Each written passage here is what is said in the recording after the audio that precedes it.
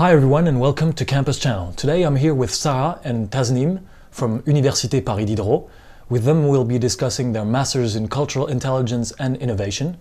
Now this is a unique opportunity for all of you to ask all of your questions live and get the information you need to make the right choice about your education. Are you ready? Here we go.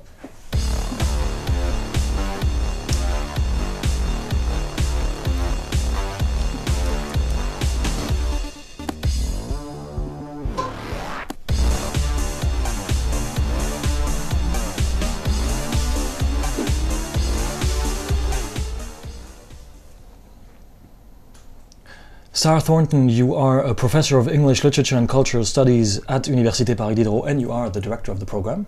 Hello. Yes, I am. Thank you. Tasnim, you are a second-year student of the program. Yes. Good afternoon. Hi. You have 1 minute to present the program. It's time for the speech.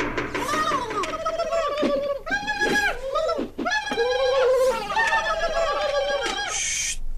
Sarah, we are all ears. So, Cultural Intelligence and Innovation is a master's program at the University of Paris Diderot. Paris Diderot University is a pluridisciplinary university, a big university, 26,000 students. And our master's program came from the richness of our interdisciplinary world in Paris Diderot. And what we wanted to do was to put humanities, the sciences humaines, the literature, the philosophy, the history, at the centre of a professional master's programme in which very good humanities students like Tasnim, like yourself, a former Paris Diderot student, will be put together with very precise technical and financial know-how. That is, everyone spends their time talking about humanities as not being not being useful, not being able to be put out into the world. We wanted to show that you can combine very high level cultural knowledge with all sorts of very practical know-how, and that's the idea. Tasnim, a word about yourself, about what you did before? Where? Yes, before I started my studies in a classe préparatoire, so it's 2-year intensive program. So literature studies? Yes, yes, Okay. Humanities. To resume, and then I've been in the university 2 years, so I have a bachelor and a 1-year master program. Excellent. Okay, you know the rules. It's time for the face-to-face. Dernier manche. 15. Now remember, this is your opportunity to ask all of your questions, so don't hold back. And first question. You want to read it? Yes, so how is cultural theory and analysis relevant in the corporate world? Isn't the good handling of Excel and PowerPoint more useful? Okay, that's a good question. Very good. Well, I could start. So exactly what you were saying. I mean, the link between... Well, yes, the cultural theory and analysis is in fact what is going to be the motor, or is now the motor of our world since the digital revolution. Like all sorts of ways of working in the world have been changed. For example, there are certain jobs, certain métiers like journalist, graphic designer, project manager, even financial consultant, which are now being brought together. People are having to be totally polyvalent, having to work with other people, having to work with other disciplines to be productive. You're not in a silo anymore. That is okay. That's absolutely. A given. So the idea is to work with those theories and analysis to create content, if you like. So what is actually your program? Is it a program where you learn how to live with other people, or how to put them together, or what do you actually learn? What is the aim of the program? Well, it's a lot of different different classes. We have practical classes, just like to learn how to use Excel or PowerPoint. Okay, so you have that too. Okay, that's yes, of course. But I mean, you can't just do business without it. That's not what I'm saying. But you have to keep in mind that commodities are not just. You just don't sell commodities. You sell human part of human in the commodities. So that's very important, because if you don't have this cultural background and this capacity of... Okay, but very specifically, very concretely, what do you learn?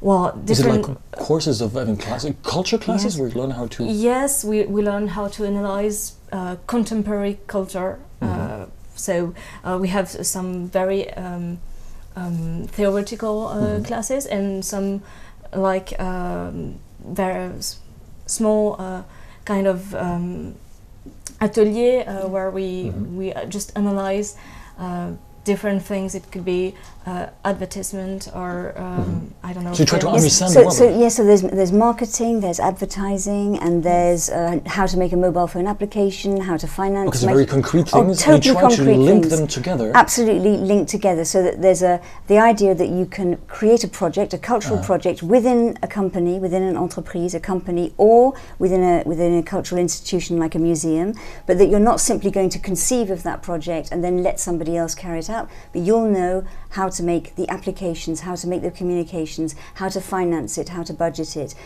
In a sense, how to make a mini startup within because it's an like project organization. management and that types of things. I mean, really concrete things. And on the other hand, absolutely, cultural project management with all the know-how that goes with that. Next question. So, is the program fully in English? What level of English is required?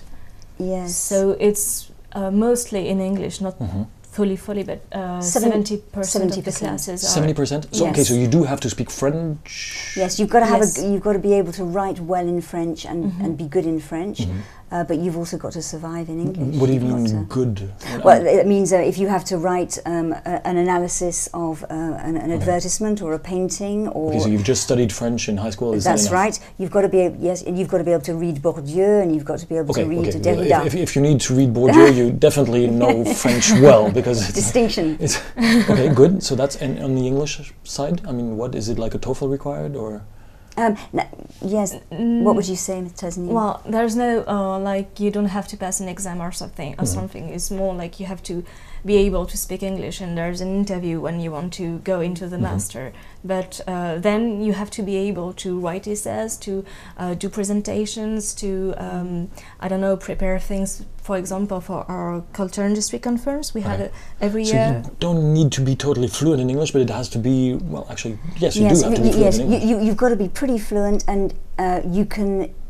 Obviously, we accept people who may be just on the edge, but then they really need to boost their English. Because there's no limit. What I mean is, you will have an interview, and at the interview you will see. We decide at the interview. We know immediately whether someone's going to be able to function with us or not. What does that mean? Does it mean like C1 level of English? We're going to, well, if they can express themselves, if they can deal with concepts in. So 70%. You said 70% of the classes are in English. Yes. 30% are in French. Yes. So it's a mix of actually.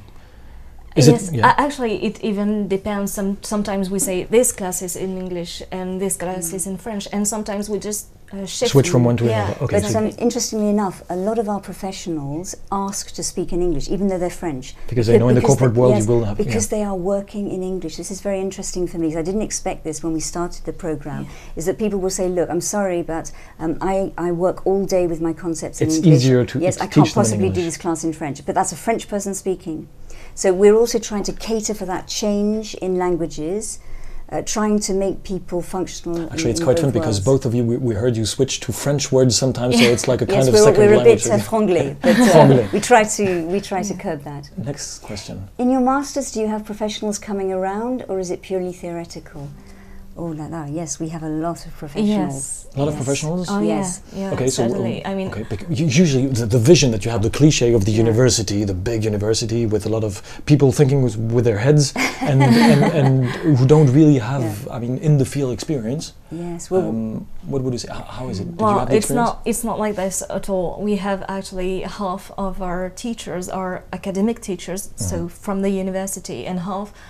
Even more than half, I'd say, yes, I would say are more. from, I wouldn't say professional, but from okay. the business world, you know, and concretely, even with the academic teacher, we do more like dialogue and progression like this than just okay, so not just like the professor coming and speaking and you take notes. Yes, so because the classes are often in 3-hour chunks, so there can always be a part which is an atelier, like a workshop, so people can actually sit down and work through a problem. Okay. And so we, for example, just to give you a quick image of who we have coming along, we have people from the Louvre, from MIT. We have people from the finance world, investors, people who are going to teach them about so they making come a budget. for one lecture and for one... No, they'll come for 15 hours, okay, 12 hours, maybe more.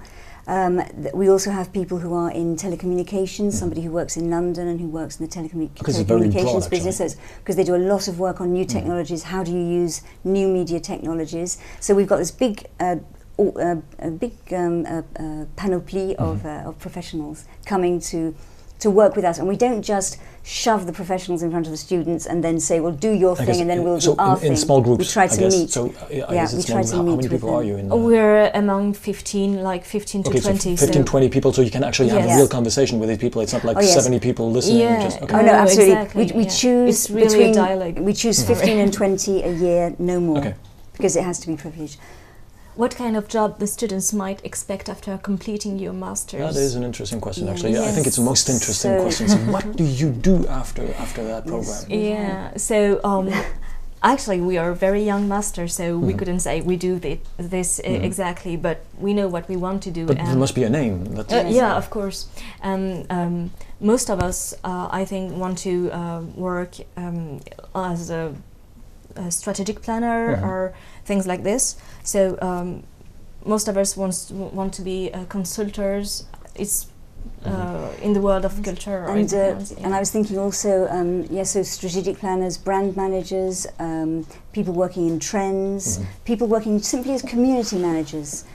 So literally working with the whole interior communications within a company, people working in museums on project management. So there's a link between all of the métiers, but they can all be all these usually professions. For that kind of jobs, actually, the first thing that pops into my head is I go to a business school. I mean, go in France to university and do this program. Yes. I think why not? But it's not the first thing that I think of. Yes. Why would I come to you? Well, it's a very good question, Alexis, and it's a question that was at the heart of our conception of the project. That is that increasingly companies are not finding the people they need. Okay, they can go to an école de commerce. They can find somebody who knows how to do all the spreadsheets and the administrative and the technical stuff that we teach the students, but they're not necessarily going to find somebody who's creative, who can put ideas together, that Tasmin can work with somebody and bring out all sorts of ideas and cultural ideas and concepts from history, from literature, and then put them into action through the use of very, very basic technical knowledge. I will stop you right there. Let's go to the expert question, which is exactly what you are referring to. It's time for the expert question.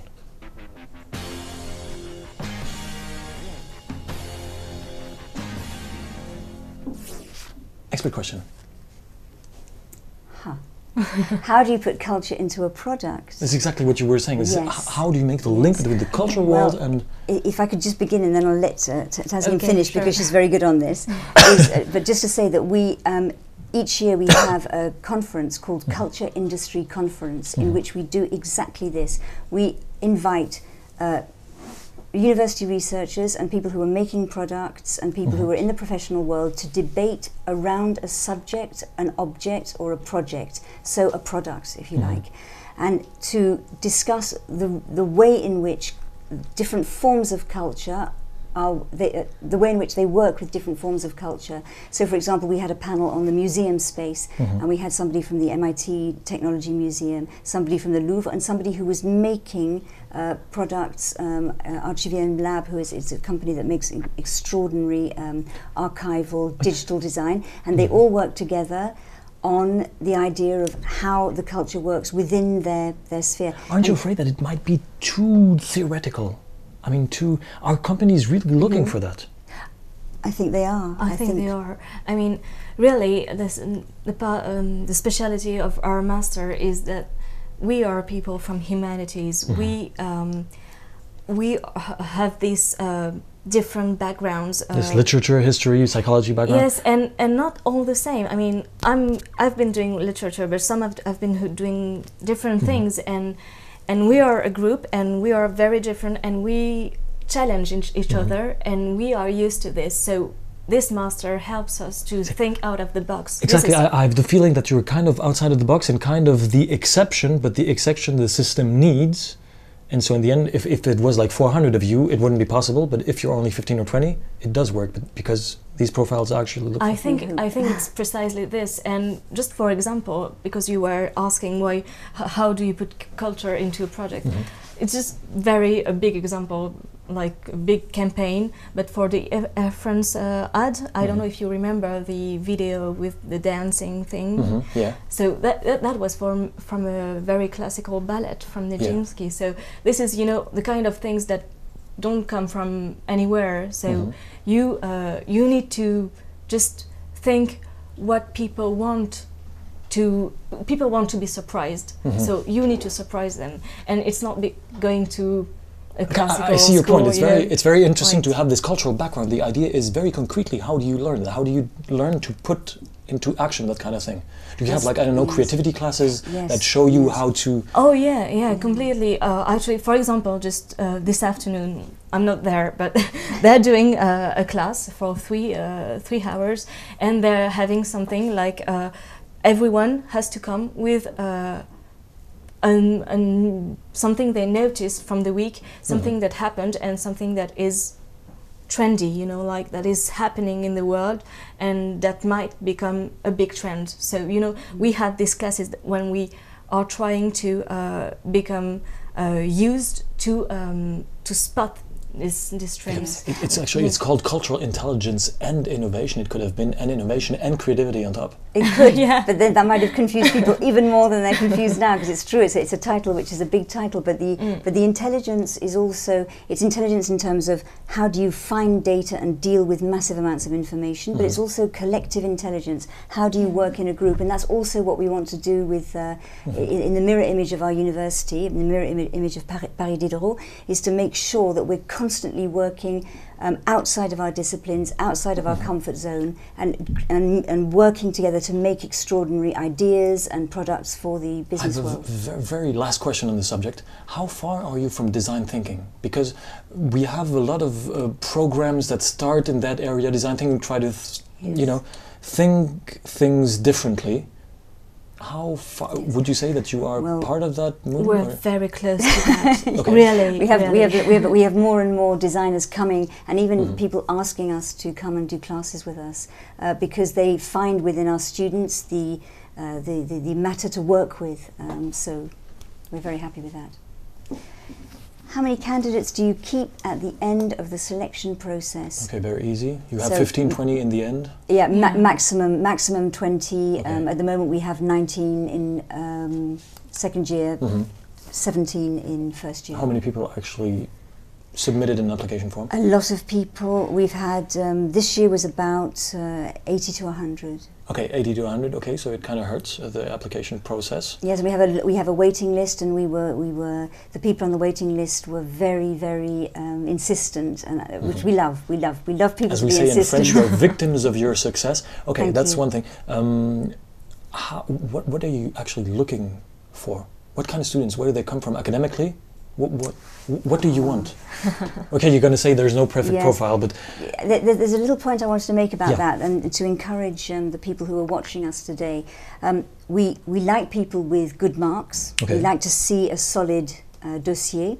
But it's not necessarily the first thing that you look at. Yeah, we're very sensitive to the student who comes along with a little something extra, with something that they've done. How do you see that little extra? I mean, is it in the CV or is it during the interview? It's usually something, for example, it can be something like a job they do that isn't necessarily a sort of flash internship that they might have had set up for them, but something that they've done. We had one student come and talk about a terrible job she had, which was washing up in a room without windows, but she did the most superb cultural analysis of her job.